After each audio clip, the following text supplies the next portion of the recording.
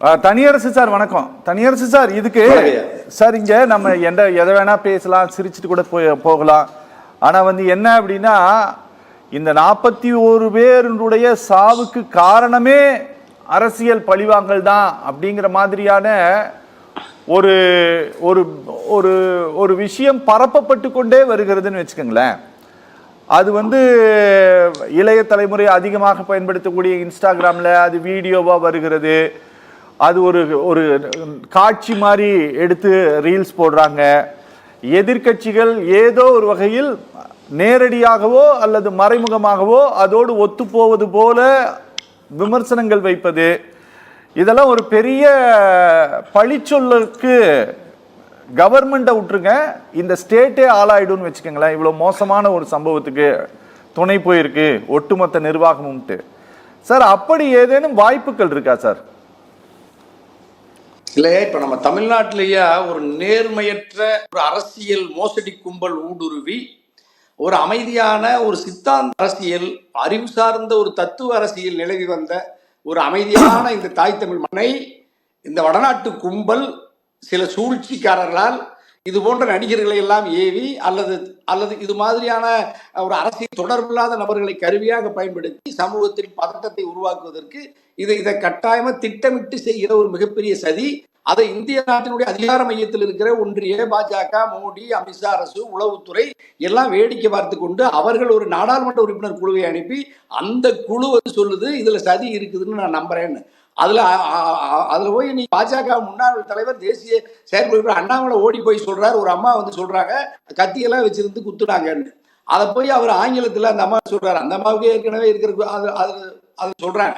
அப்ப திட்டமிட்டு இந்த இவர்கள் ஒரு ஒரு சம்பவம், நடந்த சம்பவம் விபத்து மல்லது, அது விஜயால் ஏற்படுத்தப்பட்டு 41 அப்பாவி உயிர்கள் பறிக்கப்பட்டிருக்கிறது.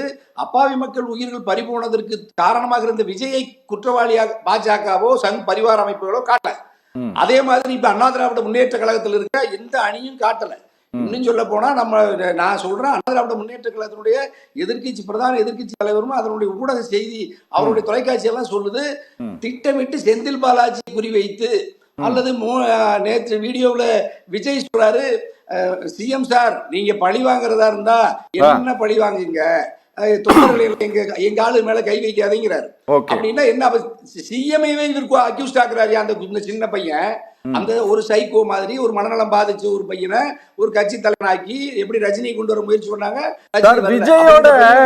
விஜயோட இந்த சார்ஜுக்கு அதிமுக ஒத்து போகுதுன்னு நினைக்கிறீங்களா நீங்க?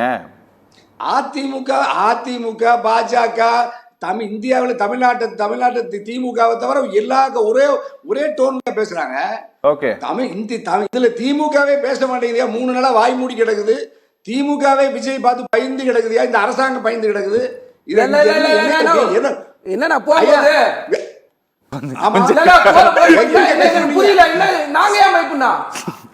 விஜய் பார்த்து பயந்து இருக்கிறீங்க. கைது பண்ணல, ஏன் விஜய் கைது பண்ணல, ஆனந்தாவே கைது பண்ணல. உடனே எதிர்பார்க்காதீங்க சார். சார் எதையுமே உடனே எதிர்பார்க்காதீங்க, வெயிட் பண்ணுங்க. சரி சரி சார், அவரை பேசி முடிச்சிட்டு சார் கொஞ்சம் சுருக்கமா சார். மதி நீங்க ஒரு அரசாங்கம்னா அரசாங்கத்துல ஆட்சியாளனா இருக்கணும். எவன் வேணாலும் அவதூறு பார்ப்பு, சமூகத்துல பொது அமைதி குங்கமங்களை நீங்க அவனால விட்டு வச்சிருப்பீங்களா? ஆதவர்ச்சின ஒரு ஆளா அவன் சமூகத்துல இவ்வளவு ஒரு சட்டம் உருவாக்க அனுமதிக்க முடியாது, அனுமதிக்க முடியாது. பொறுப்பற்ற முறையில முதிர்ந்த அரசியல் தலைவர் பேச்சா கிடையாது. உங்க தனிப்பட்ட வார்த்தைகள் இது பொது நிகழ்வுல என்னென்ன வார்த்தைகளை பேசணும்னு அளவுக்கு சார் அனுமதிக்க முடியாது. கண்டிக்கிறீங்க இல்ல நீங்க? சார் இதை மண்ணியா கண்டிக்கிறீங்க. நீங்க பேசுற மத்த இதெல்லாம் அமைதியா தனிப்பட்ட தனிப்பட்ட தாக்குதல் வச்சீங்கன்னா கையாளாகத்தனத்தால கந்து வட்டி தனியரசு தனிப்பட்ட தாக்குதலை வச்சீங்கன்னா நல்லா இருக்காது சொல்லிட்டு தெரியும்.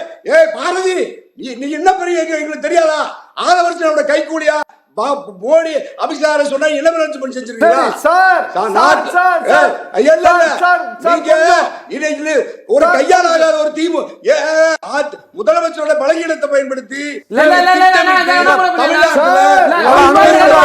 ஒரு முதிர்ந்த தலைவர் பேசுகிற பேச்சா இல்ல. எத்தனை வருஷமா அரசியல் பண்றீங்க? சார், ஒரு என்னன்னா- பொது வழியில சார், ஒரு கொஞ்சம், சார், சபை கொஞ்சம். அடக்கத்தோட பேசணும். சார், சபை கொஞ்சம் நாகரிகத்தோட பாரதி, பேசணும். பாருங்க, அடிப்படை அறிவு இருக்கா உனக்கு? அடிப்படை அறிவு இருக்கா?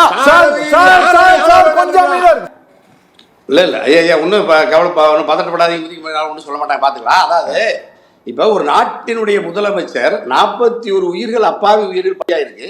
ஆனால் ஒரு நாட்டினுடைய முதலமைச்சர் மீது அந்த கூட்டத்தை நடத்திய ஒரு அந்த கட்சியின் தலைவர் நடிகர் விஜய் பழி சுமத்துறார், சட்டமன்ற உறுப்பினர் பழி சுமத்துறார், காவல்துறை பழி சுமத்துறார், மருத்துவ முன்னணி ஆம்புலன்ஸ் உள்ள வந்துதான் இப்படி சதி நடக்குதுன்னு சொல்றாங்க.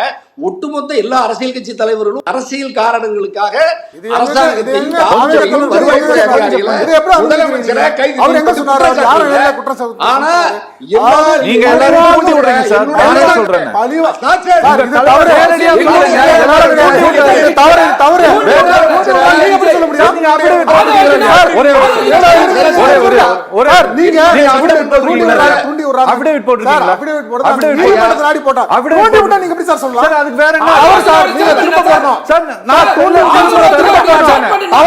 மக்கள் மத்தியில் தவறான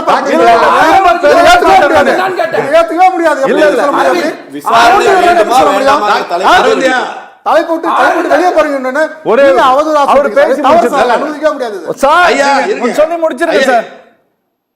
ஐயா இப்ப வந்து ஒரு 100 பேருக்குள்ள கொஞ்சம் ஒண்ணு நாட்டு மக்களுக்கு தேவையானதுதான். சத்தியம் தொலைக்காட்சி நேர்மைக்காக நீதிக்காக போராடுற ஒரு தொலைக்காட்சி, நடுநிலையான தொலைக்காட்சி. எங்களுக்கு கொஞ்சம் ஐயா இதுல நீ அவதூற பரப்புறவங்களுக்கு அதிக வாய்ப்பு தரீங்க. ஐயா நாட்டுல அவதூற பரப்புறவங்களுக்கு அதிகமா நேரத்தை கொடுத்துட்டு எங்க நீதிக்காக போராடுற என் தாய் தமிழ் சமூக கிராமத்துல 41 பேர் தாயை இழந்து குழந்தை படுகொலைக்கு காரணமான நன்றி சார், நன்றி, ரொம்ப நன்றி. டைம் இல்ல எனக்கு. நான் கண்டிப்பா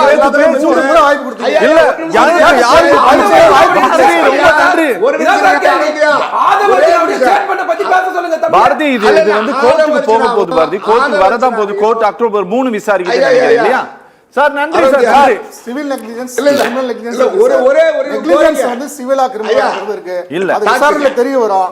தெரிய வரும்போது ஐயா சார் நன்றி சார், நன்றி. நம்ம சந்திப்போம் சார், திரும்ப சந்திப்போம். தனியார் சார், நன்றி. பல குற்றச்சாட்டுகள் ரொம்ப சில வாய்ப்பே ரொம்ப நன்றி சார். சார் ரொம்ப நன்றி. ரொம்ப நன்றி சார், ரொம்ப நன்றி சார். எல்லாருக்குமே ரொம்ப நன்றி சார்.